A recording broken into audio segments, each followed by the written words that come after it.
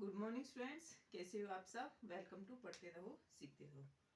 बच्चों, सभी को रिपब्लिक डे की हार्दिक शुभकामनाएं। तो बच्चों, हमने क्या किया था, हमने एनसीईआरटी का क्लास 6 में क्या कर लिया था, first second third and fourth lesson क्या कर लिए थे, कंप्लीट कर लिए थे। तो आज हम क्या करेंगे, फिफ्थ लेसन स्टार्ट करेंगे, जिसका नाम क्या है, राज्य, राजा और एक प्राचीन गणराज्य। पहले कैसे राज्य होते थे और कौन लोग शासक करते थे, जिसे राजा क्या करते थे, शासन किया करते थे, और एक प्राचीन गणराज्य के बारे में आज हम पढ़ेंगे।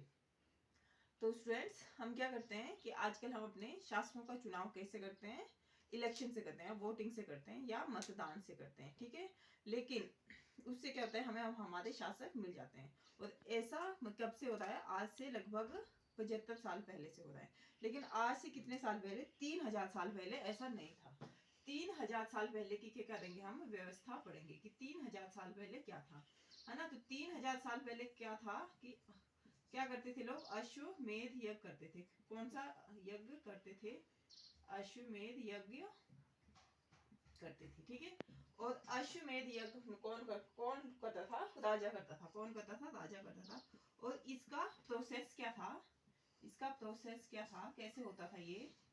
सबसे पहले क्या करता था, राजा एक घोड़े और अपने कुछ लोगों को क्या करता था, मतलब स्वतंत्र फ्रीली क्या कर देता था, एक राज्य से दूसरे राज्य में छोड़ देता था, मतलब घूमने के लिए विचरण के लिए भेज देता था, ठीक है।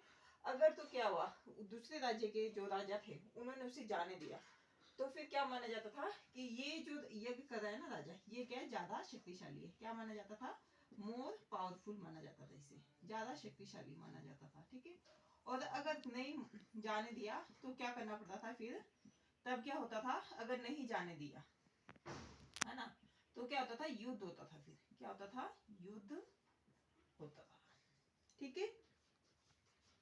तो फिर उसके बाद मान लो जब ये सब हो गया ना, तो उसके बाद क्या होता था, उसके बाद तब होता था ये यज्ञ, अश्वमेध यज्ञ होता था। फिर उसके बाद और फिर जब यज्ञ होता था ना, तो यज्ञ में क्या होता था कि उन सारे लोगों को क्या किया जाता था, वह बुलाया जाता था। मतलब जितने भी राजा थे, जितने भी राजाओं के राज्यों से वो घोड़ा और उसके कुछ लोग निकले होते थे, उन सभी को क्या बुलाया जाता था, वापस बुलाया जाता था। और उन्हें क्या किया दिया जाता था, उन्हें उपहार के साथ क्या किया जाता था, सम्मानित किया जाता था, ठीक है। और जो ये यज्ञ होता था ना, ये कौन करता था, वरिष्ठ पुरोहित किया करता था। कौन किया करता था, कोई जो सीनियर पुरोहित होता था ना उस राज्य का, वो क्या क्या करते थे, इसे संपन्न किया करते थे, ठीक है। और इस राजा को, जो इस यज्ञ को करता था, वो क्या माना जाता था, बहुत शक्तिशाली माना जाता था। और यज्ञ में सभी राजा, जितने भी राजा आते थे, जिन्हें आमंत्रित किया जाता था, वो क्या करते थे, इस राजा के लिए क्या लेके आते थे, उपहार लेके आते थे। और इस आयोजन में सबसे इंपॉर्टेंट स्थान किसका होता था, सबसे इंपॉर्टेंट स्थान होता था राजा का होता था, जो इस यज्ञ को कंडक्ट करा रहा होता था। तो उसे क्या दिया जाता था, उसे एक राज सिंहासन दिया जाता था, जो कि जिसमें कि क्या होता था, बाघ की खाल, मतलब टाइगर की स्किन से बना होता था, है ना। और उस पे उसे क्या बिठाया जाता था, ठीक है। युद्ध क्षेत्र में राजा का जो सारथी होता था, वही उसका क्या होता था, सहचर होता था, मतलब साथ में देता था। वो क्या करता था, राजा की सारथी, ठीक है, वो क्या होता था,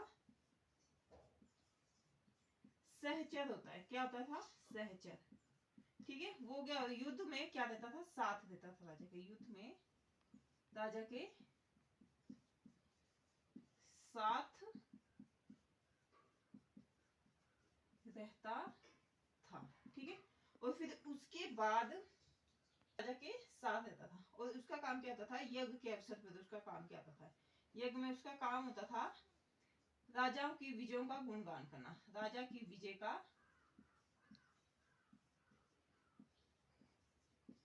गुणगान करना, है ना।